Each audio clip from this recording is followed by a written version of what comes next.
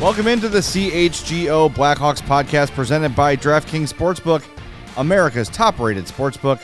Download the app and use promo code CHGO when you sign up. It is a big day here on the CHGO Blackhawks Podcast. I'm Jay Zawaski with Greg Boysen and Mario Tirabassi. In a matter of moments, we're going to be joined by former Blackhawk and NHL legend Bernie Nicholls. He's scheduled to join us here soon. And a little bit of a surprise at practice today. Seth Jones appears to be back. For the Chicago Blackhawks. So we're going to get into that too. We're going to hear from Blackhawks head coach Luke Richardson on that topic. And as we wait for Bernie to get settled in here, we can chat a little bit about what Luke had to say. Seth said, "I'm playing." And Luke said, "We'll see how it looks tomorrow and in the coming days." But it seems like Seth Jones will be on the blue line very soon. Yeah, I mean, he went from basically jumping into practice for the first time to being, working in power play drills, working in every drill, seemed like a full participant. And he said after practice that he wants to play. They're playing in Dallas, which is where he's from. I'm sure he wants to play with family in town, and he's going to need a splint on his thumb, which will be interesting to I can't imagine. Playing hockey with an immovable thumb is a lot of fun, but that seems like that's what's going to happen for him to get in the lineup. Yeah. All right, we're going to get to that in a little while, but Bernie Nicholls is with us now, joining us from his car. Bernie, thanks for taking some time out. We appreciate it. My pleasure, guys. How you guys doing? We're doing great. Congrats on the new book. It's out via Triumph Books, forward by somebody named Wayne something or other. I don't remember what his name was, but that's right. Really cool to have you on, Bernie. I grew up watching you in my formative years as a hockey fan, so it's really cool for me to chat with you. And these guys are a bit younger than me. Not too much, but a little bit. Younger than you. That's right. Your producer remembers him very well. But just reading your chapter on the Hawks, and to me, that was the coolest era of the Blackhawks with guys like you and Chelios and Roenick and Belfour. You shared so many great stories in the book. But it seems like you and Chelios really had a great rapport together. What was it like to play with Chelios? Yeah, you know what? Obviously, I played with Gretzky, and I don't know, couldn't imagine what it'd be like to play with Wayne for 4 or 5 years, right? But I've always said, if I could play with one player my entire career, it was Chris Chelios. And I truly mean that. When I went to Chicago, we never worked out before. And, Chris had us in the sauna doing push-ups and sit-ups every day, working. No one worked harder than Chris did. And I just wish I had got him a little when I was a little younger in my career, and I probably would have worked a little bit harder. Well, it's funny. We had Marian Hossa on the show on Thursday, and his book just came out too. And he mentioned when he was in Detroit, Chelios used to bring the exercise bike into the sauna with him to work out. And this is when Chris is in his 40s. And Hossa said he tried to do it once and almost passed out. I never knew that Chelios was such a fitness warrior, and I wonder how much of it had to do with sweating out the night before, if you know what I mean. Well, you know what? This is Chris to a T, and this should be every professional athlete. And I actually told Drew Doughty this when I worked with the Kings in 2012. One thing about Chris went hard off the ice, but when he did, he was the first player at the rink, the hardest working player at the rink, and the last player at the rink. So if you want to play off the ice, then you got to work hard on the ice. And that's what Chris did. And I tried to teach that to Drew. He was a young kid that obviously liked to go out a little bit and have some fun. So I think it all worked out well for him too. You talked about in your book when you came here to Chicago, You got to play for Darryl Sutter. It was his first coaching run as well. And you share some stories that, he could kind of be a little difficult to play for at times. Very charming head coach. Are you kind of surprised that he's still being a very successful coach today, considering how the game's kind of played, and he's kind of an old school mentality, but he's still picking up wins? Yeah, not surprised one bit. Darryl, he's kind of with the time, he's not as much as you think an old school coach anymore. And one thing about Darryl is there's not a more prepared team, absolutely not a more prepared coach than Darryl. He has his team prepared to go every night, and that has never changed. There's not a harder working team in the league than the Calgary Flames will be, or whoever Darryl is coaching. And I've always had the utmost respect for Darryl. He's an old school guy back in the day, but he's moved on with the times with going forward. So Darryl was and still is a great coach. I had him twice, actually. I had him in Chicago and then in San Jose, and then I got a chance to work with him in LA. And he has his team prepared. He's a lot of fun to be around when you're winning. When you're losing, it can be tough.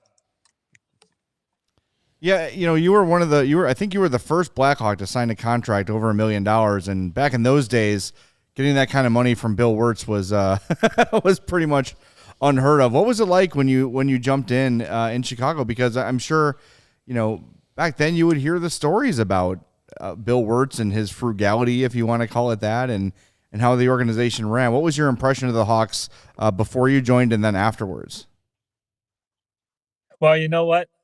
Being original six team, the Hawks have always been one of the class organizations in the league. My favorite place ever to play was the old stadium. And I never got to play there as a Hawk. We opened up the United Center when I was there, but to me, to this day, the old stadium was by far the most electric arena in the league with the best fans. The Chicago fans understand the game. They support their team. They're loyal. And my time in Chicago was nothing but top notch. It was awesome. Mr. Wirtz treated me great. And I love my time there. You got to play for, this is kind of a general question. You got to play for a lot of great teams. You have to wear a lot of really cool sweaters during your career. The Hawks sweater is always regarded as one of the top, but you got to wear those awesome purple and gold King sweaters, the old school Oilers, the Rangers classic look, even the teal shark. What was your favorite sweater as far as look wise? Which one was your favorite to wear? Well, people are going to think I'm going to say this because who I'm talking to, but there's not a better jersey in the league in any sport than the Blackhawks. I wish I was there when they did the black ones. I love the new black ones, but the Blackhawks by far have the best emblem ever. Well, we did a poll earlier this year. We came up with a graphic here at CHGO Sports of the best player in Chicago to wear each number. So, 1 through 99, we went through who is the best player to wear each number, and you, Bernie, were the winner of number 92. So you have the nice record. You can put this on your resume, the best number 92 in the history of Chicago sports, beating out the likes of Barry Minter and Alex/Michael Nylander. Those are the two that come to mind otherwise. Well, you know what? What's funny is obviously I always wore number 9, and because of Bobby had it in on the roof, I told him that, and he said if I'd asked him to wear it, he wouldn't let me wear it, But if I had of, then I wouldn't be on this list. So maybe I'm glad I stuck with 92. Yeah, it all paid out in the end. Bernie, when you started your career, you came into an LA Kings team that was, not necessarily the Kings that we know in today's modern world, but then 1988, someone comes into the LA Kings locker room that really changes everything. What was it like being a member of the Kings in that early to mid '80s time, and then when Wayne Gretzky was joining the team? What did that do for hockey in LA at that time? Yeah, obviously that put the LA hockey on the map. Having arguably the greatest player in the game to come to your organization, it was awesome. It was the place to be. As much as it had the Lakers of the '80s that were awesome, the Dodgers. When Gretz came there, it was the place to be. We had celebrities there, a lot of Hollywood actors, athletes came. They just wanted to be, it was just the place they wanted to be, and it all happened because of the great one. Let me ask you this: we've talked to Blackhawks players who have said that sometimes playing with Patrick Kane can be a bit of a challenge because he thinks the game at such a high level that your instincts almost don't have you prepared to play with him. Did you find it, at times? I know you went from 32 goals to 70 when Wayne Gretzky arrived, so it didn't seem like that big of a challenge for you. But when you're playing with a guy who thinks the game at such a high level with that much skill, can it be a bit of a challenge to be ready at all times for that puck to end up on your stick? No, you learn real fast that you can be surrounded by four guys and the puck will get on your stick. So you're prepared for that. And you're also prepared that if Gretz and you are going down, chances are good you're getting the puck. So for me, it was easy. Great players, in my opinion, are easy to play with. Just get open, you'll get the puck. So I understand what the guys are saying. Sometimes I think some people maybe that don't think the game quite the same, or they get the puck and right away they look for Patrick or they'll look for Gretz. Well, that's not necessarily what they want. But for me, it was not an easy transition for sure. You also got to play, when you're here in Chicago, one of my all-time favorite players in Ed Belfour, and that's another character, to say the least. But what was it like to be a teammate of Eddie, during the heyday, of his popularity here in Chicago and of his career? Yeah, absolutely. One of my favorite goalies ever was the Eagle, and I just loved playing with him. There was no one more intense than Eddie was. No one more prepared. And I remember the one series we ended up losing to Detroit, and they won the cup, and they beat us 4-1. They should have beat us by 10 goals every night. The only reason we were even in the game was because of Eddie. And man, he played well. I was really happy when he finally won this cup because of anybody. He deserves it. And just an unbelievable goalie.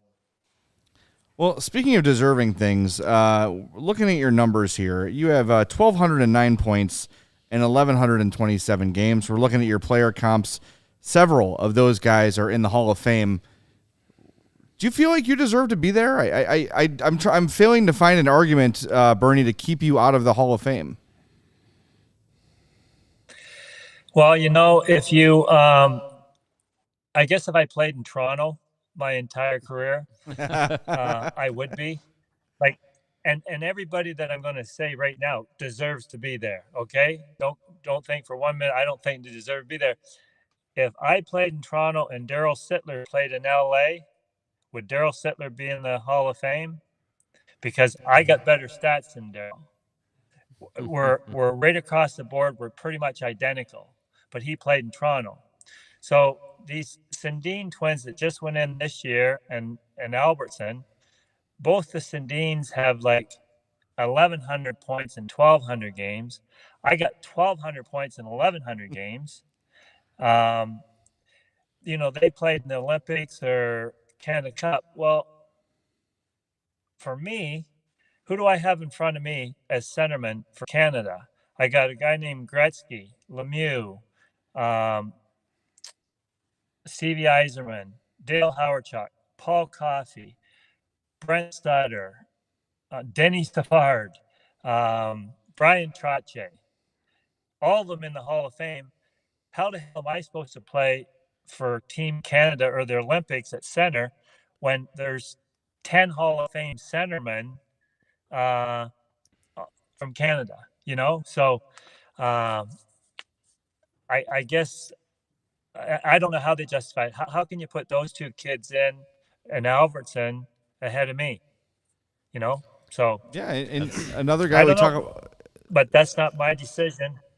Yeah, we talk about Steve Larmer a lot too, and kind of the same boat where you look at his accomplishments, you look at his numbers, and you kind of shrug, saying, "How in the hell is Steve Larmer not in the Hall of Fame either?" And you got to play with him a little bit too. That's right. Well, Stevie wasn't in Chicago when I got there, right. but I like Stevie, and Stevie's had a great career. Won his cup in New York, which was awesome. Really happy for him. We'll give you a chance here to plug the book. It's From Floodlights to Bright Lights. What was the idea, behind writing the book, and how did that process go for you? It went really well. I was asked to do it. I think with where I came from, that's the floodlights. And then you go to California. My hometown's of 75 people. And so when you go from 75 people to 10 million people, that's that's the bright lights. So I just think the journey I took, my career playing in different cities, the people I played with, the tragedy I had, I think it all came out pretty well in the book. There's one more story in the book, Bernie, before we let you go, that we're going to let you tell. You had a pretty significant day on the golf course. You want to let our listeners and viewers know about that?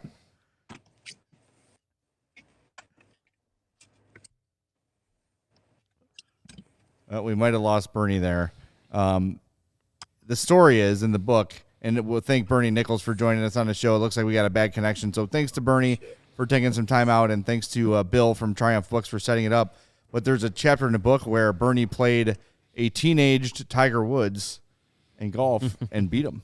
Bernie Nicholls beat Tiger Woods in golf, which is that's a story you could tell for the rest of your life. You don't need to qualify it. You don't need to say, oh, well, he was a teenager and I was whatever. No, I beat Tiger Woods in golf, and I got the scorecard to prove it. Well, even Tiger Woods as a teenager was pretty impressive. So, that is definitely something to put on the resume there. Yeah, check out Bernie's book. It is cool. There's some great stories about those mid to late 90s Blackhawks teams that was just full of personalities.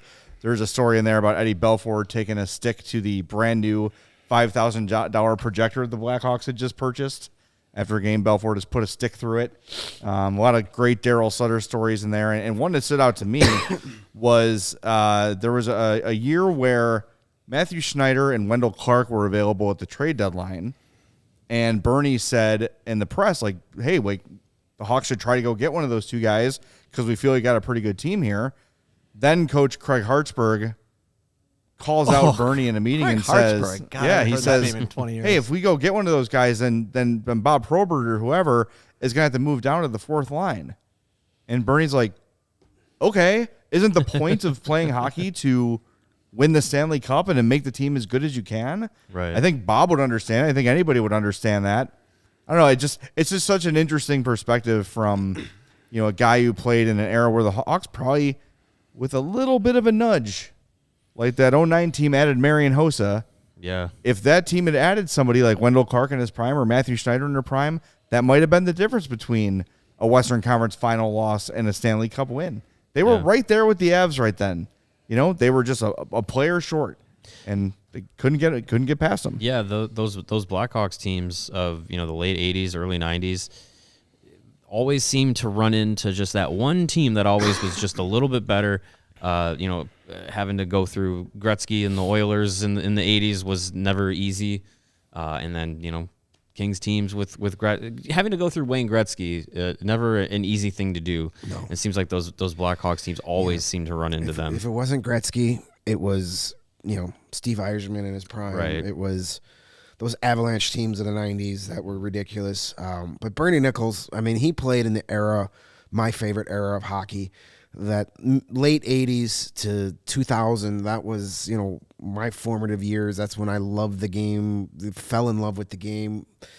And Bernie Nicholls, man, he was a great player. I remember when the Hawks got him, I was super excited because I was like, man, we don't, not to the level of Marian Hossa, but it was still like, hey, this is a legit goal scorer. But this is what we need. Adding him to a team that had Jeremy Roenick and Joe Murphy, who he was very close with here, and you had some talent on that team. You thought maybe that was the guy to put him over, but it is not funny to hear that story, but a reminder of like, hey, there's one guy out there that we could get, and the Hawks never did that. They never made that big move, and it cost them. And that was just another example of it. Here's my Bernie Nicholls story. So I looked this game up because it was 1995. This is when home games were not on television.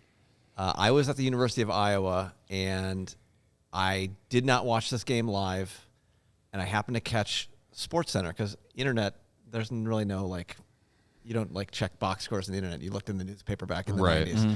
So sorry, Mario, this is an old story for you. Old man corner. Yeah, but so I saw on SportsCenter that the Blackhawks went to the Great Western Forum and beat the LA Kings 8-4, and I was like, oh my God, this is amazing. I'm gonna stay up and watch the re-air on what was it, Sports Channel back then? I don't know what it was, Cablevision, who knows what it was. But I decided I'm going to stay up and watch because they would re-air the game at 1 a.m. And this was how much I cared about my academics back in the mid-'90s. But, Bernie Nicholls had 4 goals in this game, 3 on the power play, it seems.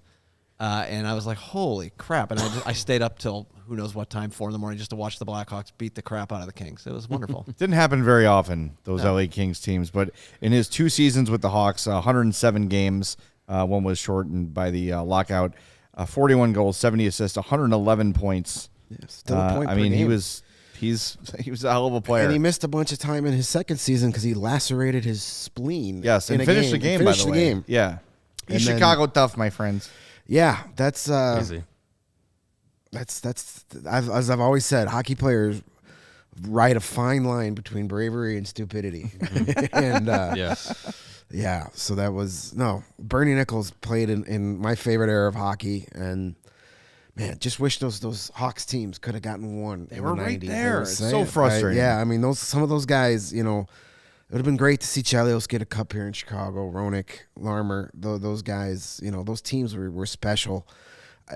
Maybe it was just because I was so into it as a fan, but I always thought those were maybe some of the best teams that never won a championship in any sport. No doubt. That's a great July topic. Yes. Absolutely. Yeah. Best teams to never win the Stanley Cup. You know what else is great and what else is Chicago tough? Green Ridge Farm. They're a Chicago local meat and cheese company offering you a better all-natural option. They are the makers of all-natural deli meats, sausages, and their famous meat sticks. Perfect for tailgating, happy hour, and school lunches. They're all natural, hardwood smoked for 8 hours. They come in chicken, black forest beef, and flavors like jalapeno cheddar, and my favorite, the spicy chili.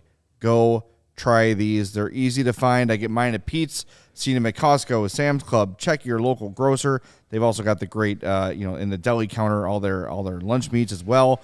Right now, order any 3 meat products at greenridgefarm.com and include a pack of meat sticks in your cart. Those meat sticks will be free simply by using the code CHGO at checkout. They're delicious because they're made from recipes generations in the making, all natural, and they deliver a fresh and flavorful alternative at snack time. So remember, any 3 meat products in your cart at greenridgefarm.com, include those meat sticks, use the code CHGO, and the meat sticks will be free. Green Ridge Farm, simply natural meat. You know what else is natural? Wanting to save money on tickets to whether it's sporting events, concerts, or shows, you need to check out our new good friends over at Game Time. They are the hottest ticketing site that makes it easier than ever to score the best deals on tickets to any event you want to go to. Have you ever dreamed on sitting in a specific seat and never thought you could, right at center ice, right behind the Hawks bench? Well, now it's possible with Game Time. The biggest last-minute price drops can be found on Game Time for the seats that you thought you could never buy. You won't find a better deal on Blackhawks tickets this season. Seriously, you're going to be able to get into some of these games for under $20. Edmonton, Chicago, $13. Connor McDavid and the Oilers for $13. That's a steal. It's a great deal right there. I mean, even the Marion Hossa game this past Sunday, when those tickets first popped up, they were like $120, and some tickets were going for under $80 by the time Sunday rolled around. So the strategy with Game Time is wait it out, pick a game you want to go to, and wait till like the day of and grab your seat. You're gonna save more money than you ever thought at any other secondary ticket site. And if you do find a ticket for a similar seat for a cheaper price somewhere else, let Game Time know. They will match it for you. And if you love CHGO, you'll love Game Time. And the best way to support us is when you're ready to buy tickets through Game Time, use the link that's in our podcast description. So if you're watching live on YouTube, scroll down, smash that giant thumbs up button on your way down. You'll see the link right there in the description, or wherever you're listening to our audio versions, you'll find the link in the description. Click it. You can get the best deal in tickets anywhere. Our friends over at Game Time. Click it for your ticket. Click it for your ticket. I like that. Well done, Lawrence. Beautiful. I just see the billboard on 290 as I'm coming in all the time. Oh, yeah, click it or ticket. Yeah, of course. It's an iconic Chicago ad campaign, my friend. Click it or ticket. Hey, you know what else it's time to do? Level up your fandom. Become a CHGO diehard. 20% off all merch, discounts to our tailgates, our takeovers, all of our awesome events as they come down the pipe here. And look, if you are a first-timer, if you've not been a CHGO diehard, if you haven't signed up yet, you can jump in on our legendary 81 design and get that for free when you become a CHGO diehard. Better than that, every year upon renewal, you get a free T-shirt or hat. Remember, you get the permanent, all-time 20% discount on merch and a free one every year upon sign-up or renewal. Go to allchgo.com for info. CHGOlocker.com is where you can find the legendary 81 design as well as our other awesome CHGO designs. We've got designs for every team, several teams with multiple designs. So jump in there, check it out. It is a great thing, and we'd love to have you as a CHGO diehard. It's not just the discounts, which over time will basically pay for the membership with the free shirt and the 20% off things and the events and all that stuff. You also get a membership card, access to our members-only Discord. We're going to have some happy hour Zoom meetings coming up. Lots of great things on the horizon. Our first one is tonight. Adam Hogue and Corey Wooten. Nice. We'll be talking, I presume, about Nice. Bernie Nichols' time here in Chicago. And from what I'm told, one CHGO diehard will have their career ended by Corey Wooten. I mean, it's a virtual happy hour, so maybe a virtual career ender. Hopefully, Corey Wooten's wearing my CHGO hoodie when he's on there tonight. Yeah. Jake gave Greg's hoodie to Corey Wooten. Your hoodie's coming in the mail at some point. Whatever. You're both equally as ripped. That's why. It's the only one that would fit him. I'll allow it because he ended Brett Favre's career. There you go. Thank you. He's earned it. All right, let's get to the news of the day, and it is significant news. Seth Jones is back for the Blackhawks. He said he's going to play tomorrow night. Luke was a little more, I'll say, lukewarm. I see what you did there. On the idea. But, hey, we have been lamenting the Blackhawks power play units. We've been lamenting the ice time that certain guys are getting. Seth Jones's return is huge for a lot of reasons. Yeah, it's just a good sign to see him, back healthy, and the power play is switched up since in his absence. They've gone to the 5 forwards unit for the first power play unit. They were continuing that today in practice. The second unit, though, is where we saw, Seth Jones slide back in, and not at the quarterback position, quote unquote, of that power play. That was still Caleb, but on the left wing of the 1-3-1 formation. So that's a little interesting for Jones to be there. I'm sure he'll probably interchange once he's on there. And look, I mean, if he thinks he can go, if he's medically cleared, I don't think there's any reason Richardson shouldn't put him in to play, and he'll take some time to get up to speed. But yeah, this team has definitely missed him. Yeah, you need him. Having these 10 games or so without him, I think you really got to appreciate what he brings to this team. Not just, defensively, yeah, now everybody can go back and kind of in their slots and play their allotted minutes, but just what he brings in all three facets of the game. Offensively, this team not great at 5-on-5, even worse when he's not out there. There's nobody helping them generate much offense, and that's why you saw Caleb Jones get more playing time, because he's one of the few defensemen that can actually has that wrinkle to his game.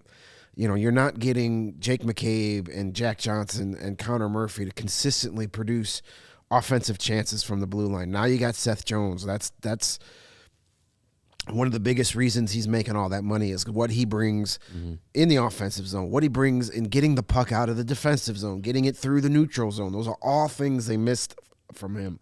And then the power play. It'll be interesting to see. It seems that Luke has fallen in love with this 5-forward power play unit, probably because the first time he tried it, they scored. That was, if you're not a fan of that, that was the worst thing that could have possibly happened. But he makes a good point because he says, hey, I put it when we start a power play, so they'll be out there for the first time, and then when it's time for a guy to come out of the box, I'll have our second unit on, which will have 2 defensemen on it. So, listen, you got to try things. When you're a team that is struggling to score consistently, you got to think outside the box and try things. I'd be surprised if he sticks with that, but based on today, it looked like he is. Maybe Luke wasn't 100% certain that Seth was going to play tomorrow, but Dallas is his hometown. It's where he was born. Mm-hmm. He's going to play, and good for him.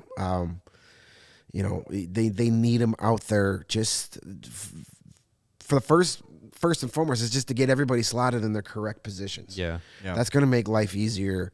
I think he was out there with Jack Johnson most of the day today. Yeah. So, it'll be good to get him back. As Mario just said, it might take him a couple games to kind of get the rust off and whatnot, but hopefully he can get things going and that 5-on-5 play starts to pick up. Well, the 5-on-5, maybe it goes away when the Hawks are not trailing every game 2-0, and need those power play goals to, what I mean? Like if they're protecting a lead, I'll bet he's less likely to do 5 forwards out on the power play. But why don't we hear from Luke, who talked about Seth Jones' return after practice today? Seth said he's planning on playing tomorrow. Is that good on your end too, or? Well, we'll double check in the morning. I think he seemed fine out there today, and excited to get back. I'm sure he wants to because he lives there, or from there. But I think we just got to double check today. It was his first full practice with us, but he looked fine, and I think he's got a new splint to get used to, and or kind of like a protection thing. And if he's good to go tomorrow morning, I'm sure he'll be in. The last time we asked you about him, it seemed like it may be a longer timeline. Like you weren't expecting him to be back quite this quickly. Was it kind of a pleasant surprise, I guess? It's he's a young guy, healthy. It just depends on how quick you heal. I know in Ottawa when I was there, Daniel Alfredsson was like a miracle. He always seemed to be healed faster than everybody else. But as long as the X-rays show that the break is clouded over, then it's going to be solid enough to play. Otherwise, if it wasn't displaced, that you can't really take that chance, because if it displaces, then it's pins and it's a while. And then so with a guy like that, you want to make sure you do the right thing. So as long as the doctors cleared him and it's fine, and there's a little bit of protection there that he can wear under the glove too, which will help. So anything sooner. I think I always like to go worst case scenario and work backwards on the plus side than the other way around. So that's a good plus if you can play well. How big of a boost is it? Obviously, you guys have been trying to tread water without him for 10 games.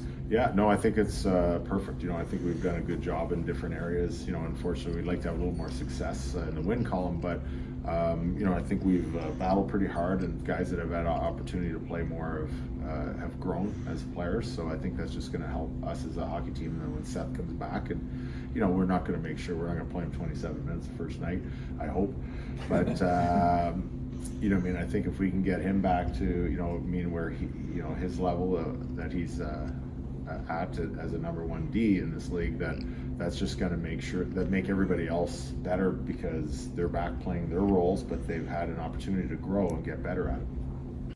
There you have it. Seth Jones, he is the that's 2 Daniel Alfredson mentions on one podcast Yeah. today. That's a record.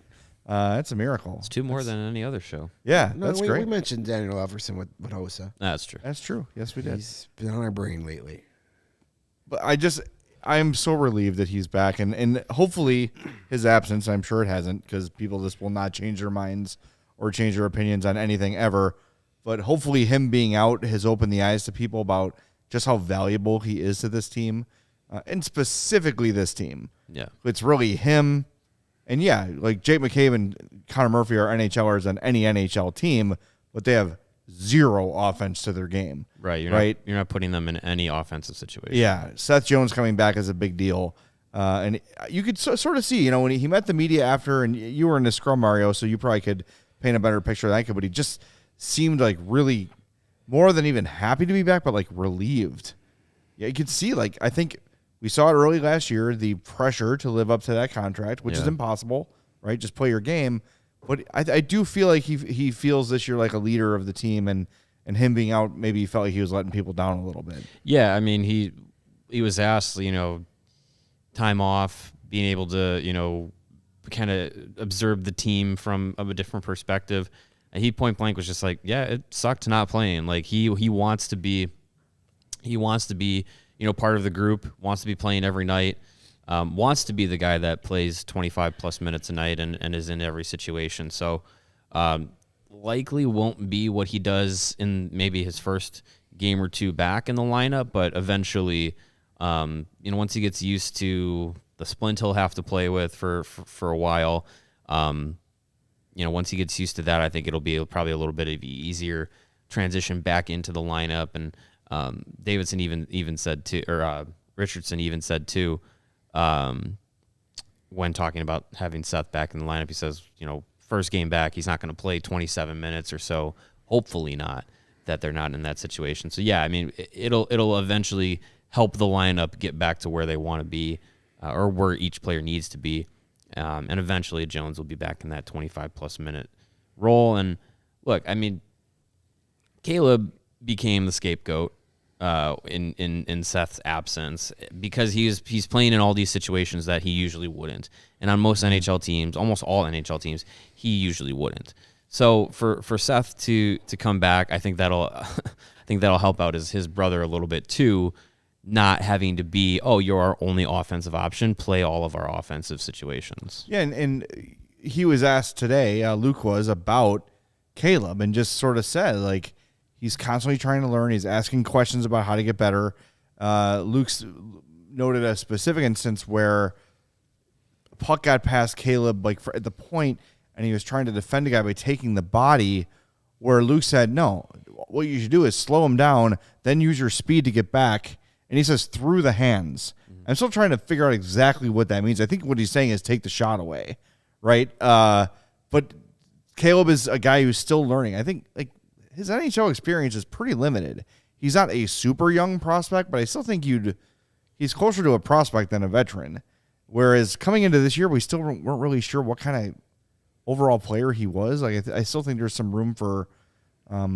I don't know if he's going to get much better, but for that to be worked out, like where exactly is his place? But the fact that he's in Luke's ear, trying to get better, trying to learn, you can tell he cares. You can tell he's out there giving a shit, which does matter. Right. He just, it's a talent thing for him.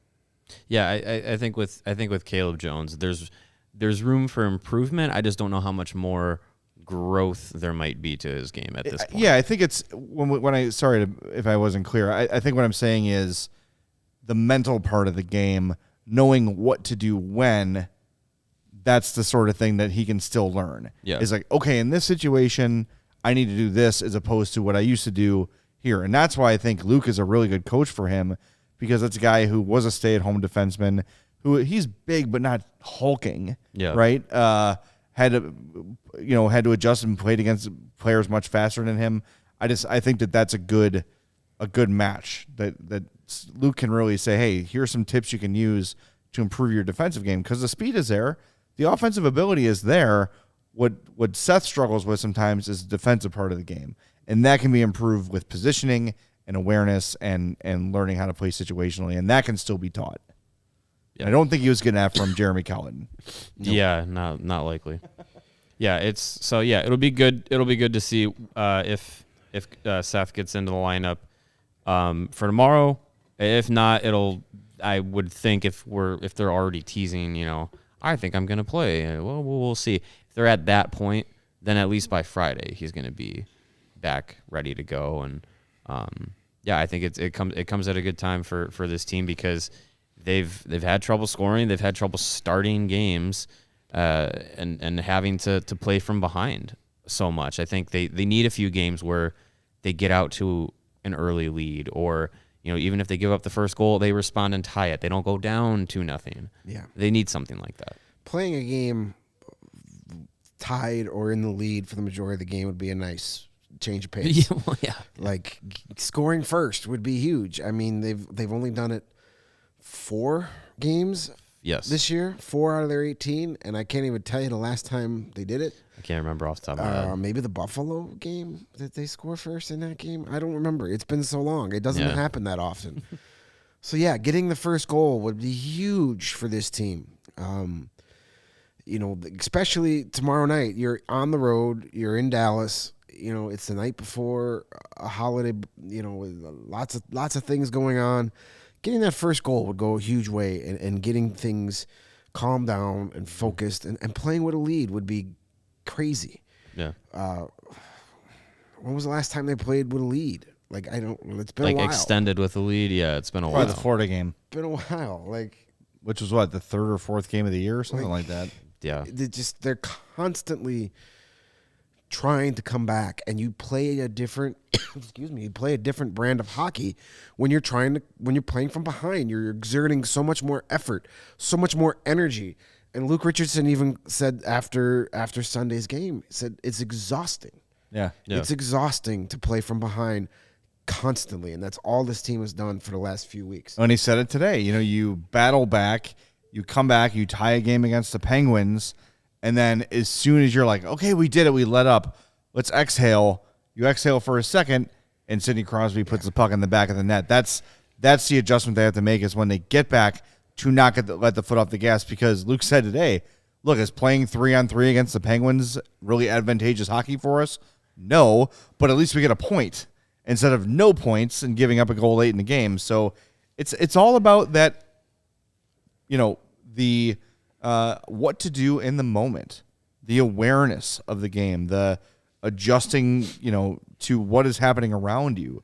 It's not always going to be the same. You play different with a lead than you do when you're trailing by 2. And the better the Hawks can be in these situations,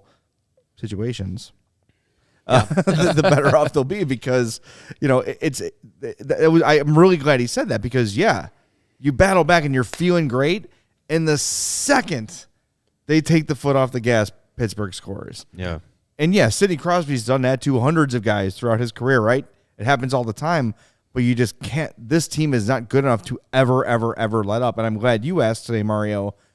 They're trying hard, they're working hard, but the results aren't there. Do you see frustration? And he said, but. Yeah. Right? Yes, I am seeing that frustration, but we felt good about how we played.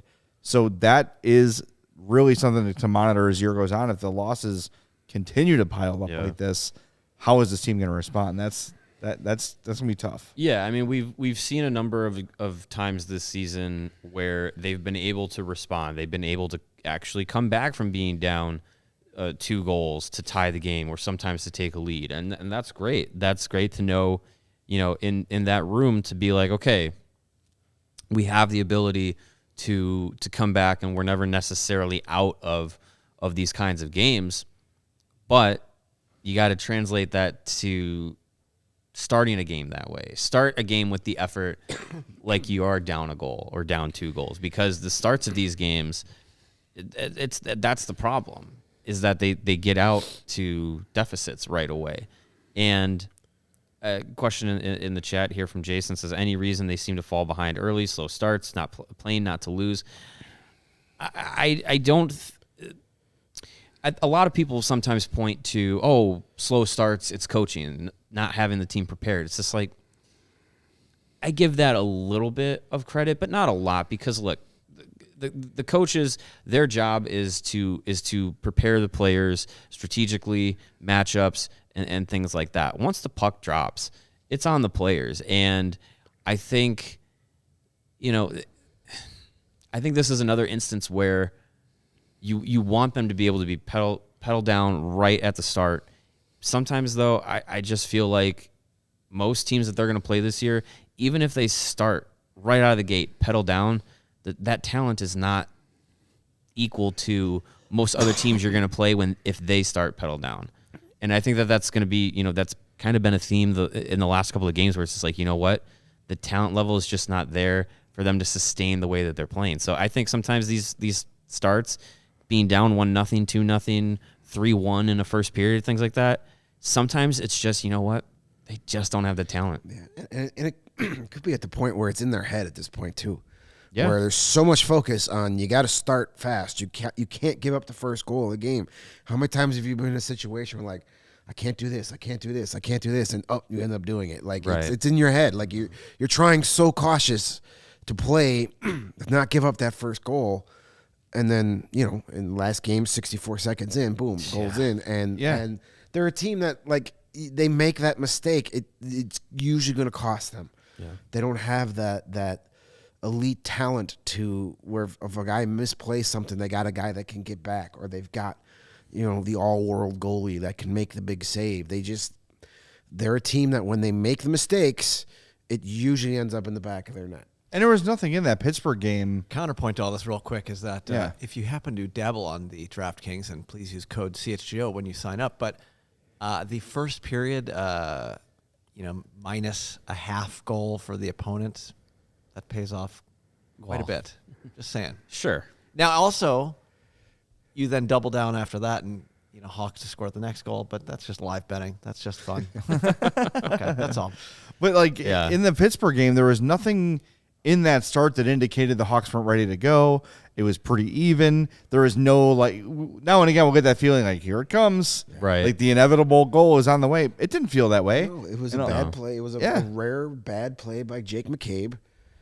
And then that was one of their best first periods they played all season. Yeah, right. One of the best games they played all season, they realistically. hit 16 shots on goal in the first period. There were some nights where we didn't think they were going to get 16 shots on goal for 60 minutes. Right. Yes, I remember sending several tweets throughout the year where it says, this game is 10 minutes old and the Hawks have 2 shots.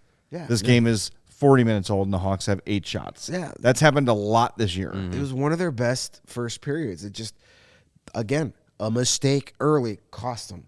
And then they took 2 shifts off in the second period, and they gave up 2 goals within a minute or two apart, and all of a sudden it's like, now we're down 3-0, and they were able to come back, but you can't keep relying on being able to come back. At some point you got to play with a lead, and I think that would go a long way for this team's psyche, is to get a game where you not only score the first goal, but then score another one, and you're the team with the 2-0 lead. Yeah. And then play a little more relaxed, where not every shift is so, crucial that we have to score here. Right. Before Greg tells you about Shady Rays, Philip in the chat says, when is Tyler Johnson going to return, though? Good question. We were all sort of expecting him to play last weekend. He did not. He was out there before practice today, skating with Stalock and Seth Jones, and but then did not practice. And Luke said, not really a setback, but he had a little bit of soreness, so we're just being extra careful. We don't want someone to roll him up or whatever. So he said he'll probably miss, quote, a few more games. Mm-hmm. Yeah. So it sounds like a setback to me. Without saying it's a setback. I think maybe Luke was defining setback as re-injure. Right. And I don't think it's there, but I think that maybe the recovery has not been as good as they expected or hoped it would be. He had said Sunday ahead of the game when he met the media that he had taken some contact in practice and it was a little sore and they just wanted to be cautious, and maybe he was he ahead of his pace? I don't remember what his original timeline. He was. Yeah, I don't remember what the exact timeline was, but I think it seemed like today the decision was just like, you know what, it's better not to try and play through something because having gone through the injuries that he did last season, With Tyler Johnson, I feel like he's probably knowing his body a little bit more and knowing like if I push it to come back, it's going to get worse. Yeah, no need. So yeah, there's no need. He is a player that this lineup does miss a little bit. But yeah, there's really no need for him to risk any other re-injury, making things worse, anything like that. Especially after everything he's gone through for his injuries history. No need to risk injury, but what you do need to do is get yourself some Shady Rays. They never understood why sunglasses were so expensive, so they set out to change it, and that's exactly what they've done. You don't have to break the bank for quality sunglasses this fall because our friends at Shady Rays have you and your eyeballs covered. Shady Rays are premium polarized shades featuring world-class optical clarity, substantial durability, and styles created for everyone and every lifestyle. The best part about Shady Rays is they have the most insane protection program in all of eyewear. If you lose or break your shades on day one, they told us they will send you a brand new pair, no questions asked. Did you drop them in a lake? Those lakes are getting a little frozen now, so that might not be a problem much longer. Off one of the many cliffs found in Chicago, doesn't matter. They will replace them. Even with that strong of a protection program, they still manage to make quality that I could tell you for being a customer of theirs for a couple of years now. They are just as good, if not better, than any of those expensive brands on the market. Shady Rays also provides 10 meals to fight hunger across America with every order placed and have donated over 20 million meals to date. Awesome. So not only do you look cool, but you're doing something cool for others. They stand behind their product, and they told our team that if anyone has a problem, they'll throw profit right out the window and do what it takes to get it right. Free returns and exchanges. You either love the shades or Shady Rays will pay to ship them back. And exclusively for our listeners, Shady Rays is running their deepest deal of the season. You'll use promo code CHGO at checkout, and you will get 50% off 2 or more pairs at ShadyRays.com. That's buy one, get one free. BOGO. The more you buy, the more you save. You can get 2 awesome pairs of Shady Rays for as low as $54. Check them out at ShadyRays.com.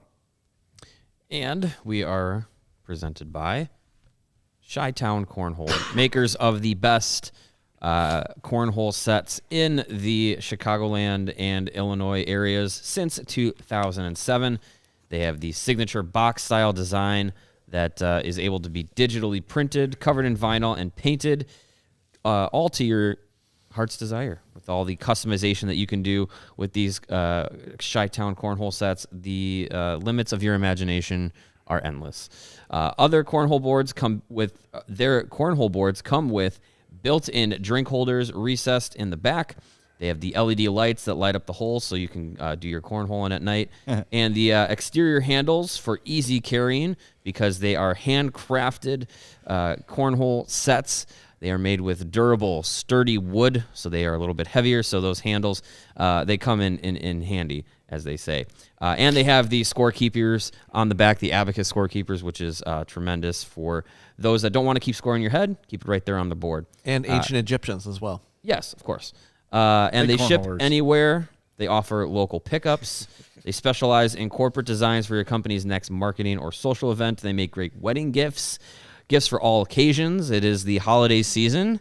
If you have a fan of cornholes, the cornhole game in your family or on your holiday list, they make a great holiday gift, especially for those who enjoy tailgating and backyard barbecues. I know we don't have the graphic, but we have another CHGO tailgate coming up in the next couple of weeks. Pretend. But imagine the tailgate. It is there. A navy blue football helmet with beer cans hanging out the top of it. Yeah, it'll be a good time. The Chi-Town cornhole sets will be out there for us at the next CHGO tailgate. So go check them out on their website, ChitownCornhole.com. And make sure you're following them on Instagram at Chi-Town Custom Cornhole Boards for all your cornhole needs. All right, and hockey fans, light the lamp this winter with DraftKings Sportsbook, an official sports betting partner of the National Hockey League, a.k.a. the NHL. New customers can bet just $5 pregame money line on any NHL team to win their game and get $150 back in free bets if they do. If that wasn't enough excitement, you can turn small bets into bigger payouts with same-game parlays. Combine multiple bets like which team will win, how many goals will be scored, and whatnot for your chance at an even bigger payout. Fellas, I'm looking at tomorrow's Blackhawks Stars game. Nothing too enticing here. Over-under is 6. I'd play the over on that one. Go over. Minus 110. Hawks are plus 255 on the money line. No. Yeah, they're not going to Dallas win is probably. playing really, really well. Dallas is good. You can check out the preview in today's Blackhawk beat on allchgo.com. Yeah. Download the DraftKings Sportsbook app now. Use promo code CHGO. Bet $5 on any NHL team to win their game and get $150 back in free bets if they do. Only at DraftKings Sportsbook with code CHGO. Minimum age and eligibility restrictions apply. See show notes for details. Okay, yesterday was Mailbag Monday, but then Chris Voster's joined us, and he was chatty, which we love. Love Chris Voster's. There were a couple questions we didn't get to answer, so we're going to do Mailbag Tuesday. Also Nice. Trademarked. No one can use that ever again. Yeah. That was So- an easier trademark to get. Yeah, let's get through these quick because people took the time to get them to us, so let's answer them. McBacon, if the Hawks draft top 10 but don't hit the top 3, who are some guys to watch that they could draft? That's a great question. I'll throw a name out there. He is a U.S. development program stud right now. Likes to get jiggy with it. It is Will Smith. I've seen a lot of highlights of him lately. Yes, he is. He is tearing it up with the. Has a great slap shot, I hear. Yes, Heyo. he does. Good stuff. Weird. Yeah. It's the last time we give you Vietnamese coffee. Heyo. Yeah, he's last I checked, about a 2-point per game player right now with the U.S. team. He is really talented forward. There's a number of players outside of Fantilli, Michkov, and Bedard that if the Blackhawks are in the top 10 but not the top 3, any team that's in the top 10 but not the top 3, you're very likely to walk away with a prospect that you're not going to be sad about. So, Can I just do one based on name alone? yes. Braden Yeager. Yep. That's a hockey name. That's a WHL name. For Braden sure. Yeager and Ryder Ralston will be line mates for a long time based on hockey name alone. Yeah. Leo Carlson's another guy. Yeah. Keep your name out from Sweden. He's been really good. He could definitely improve the Blackhawks prospects pool if you have to draft him. If you have to. Yeah, exactly. Next comes from Reese Johnson fan for the Mailbag Tuesday. After Taves is either retired or traded, who's the most deserving candidates to take the captaincy other than the obvious answer, Reese Johnson? Would you give it to Kane if he stays, Murphy, Jones? I have been thinking about this for a while. I think they have a vacant captaincy for a while. Sure. I don't think you're going to just quickly give it to Kane if he stays. I don't think so. I think you're going to do the 4A system. I for a think while. I think if Kane is still around, it'll go to him. But I just not convinced yet that he'll stick around if Taves isn't around. I think if they're both gone, then I 100% agree. They'll just have a bunch of alternates until until Connor Bedard's here.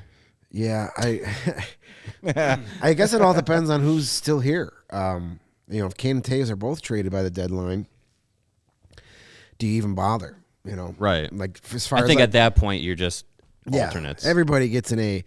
As far as next year goes, if neither of them are here, you probably give it to Seth Jones, maybe Connor Murphy. Maybe Connor Murphy. If he's still here. Yeah. Toronto's losing defensemen like nobody's business. He might be a Maple Leaf here in the next few days. So, who knows? We were talking this time last year that, hey, Alex DeBrincat is going to be the next captain of this team. So maybe we shouldn't guess anybody because we're going to just jinx it. I could see it eventually being Seth Jones if Kane and Taves leave. I think they're going to give it a year. I think without Taves here, I think they'll just have it vacant for at least a year, just kind of out of respect for him. And I don't know, maybe not. Who knows? I just, maybe you think you'll move some Seth Jones captaincy jerseys at the Madhouse store, but They got to start selling them. yeah, I have not seen. I walk through the store every time I'm covering a game at the UC, and I very rarely see Seth Jones jerseys hanging up. Like it's all 19s and 88s.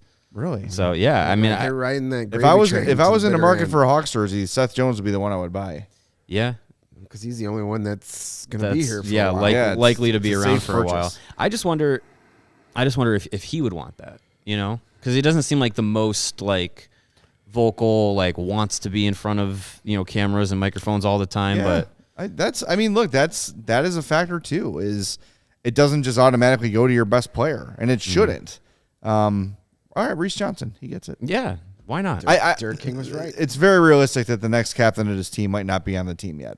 Yeah, that's definitely possible. It's Seth Jones or somebody else. Yeah, That and we isn't here don't. yet. We didn't get a good feel for Korchinski's personality at camp. We asked a couple times to talk to him, and for whatever reason, it didn't work out.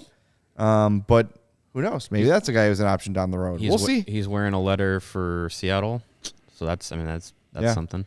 I know Ethan Del Mastro is the captain of the Mississauga Steelheads. Nolan Allen was the captain of his junior team in Prince Albert before getting traded to Seattle, and someone else was a captain. I can't remember. Is Fantilia captain? He's not. No. Not yet. All right, let's do one more before we wrap up. Real quick, Windy Yeah. City says he saw more Ian Mitchell jerseys than Seth Jones at the Madhouse store on Sunday. Maybe they're sold out. I don't think so. I don't think that's the case at all. All right, let's get one more in here from Tom. He says, what are your thoughts about Seabrook joining the organization as the next year or so as a coach? I mean, I'm not opposed to it, but I don't. Being a great player for a franchise does not automatically qualify you to be a coach.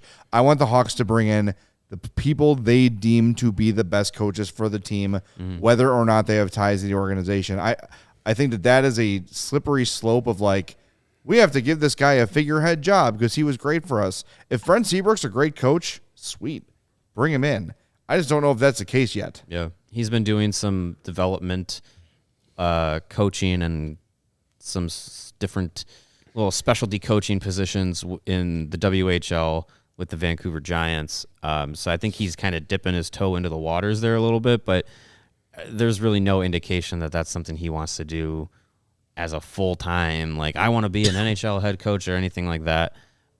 If it makes sense for him and it makes sense for the role that he wants, or that he could play in a coaching or development position with the Blackhawks, if it makes sense for both sides, I have no problem with it. But I agree. Like, I don't think you have to say, like, oh, Brent Seabrook and Duncan Keith and Jonathan Toews are the next coaching staff for the Blackhawks just because of their stature. If they want to be coaches, let them go up the ranks just like anybody else would. Let them start in the Chris Kunitz slot, development coach. Let them maybe be an assistant in Rockford. You know, let them work their way up. I don't think you should just say, well, you were really good players. That must make you a really good coach. Here you go. We're not the Indianapolis Colts. And don't forget, he's under contract with Tampa for this year and next. Yeah, so technically we can't even hire him if we want to. Yeah, He's still that's true. Tampa's problem. As you can see, the trademark did come through there during the segment. perfect. Oh, thank you. It is Thank you so much. officially Thanks, mailbag. appreciate that. Our legal department hard at work. And also, one last note. There's the graphic. There it There's the tailgate. is. Yeah. Chicago versus